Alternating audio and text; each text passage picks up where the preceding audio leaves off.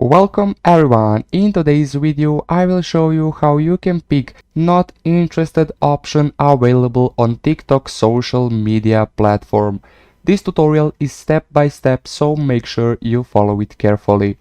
Okay, I'm currently on my main screen and now we are accessing TikTok. Let's say you scroll sometime and you notice that the videos are not the one you want. So next thing you do is click share button on the side or icon above sound if it's easier for you to understand.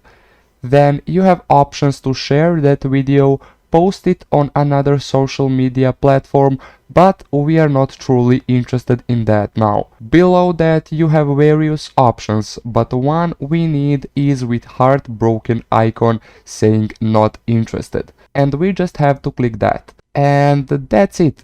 You alerted algorithm that those kind of videos are not interesting for you, so it will make changes on your For You page. So we came to an end of this video, and honestly I hope this video was helpful. If it was, please make sure you like and hit subscribe button for more tutorials.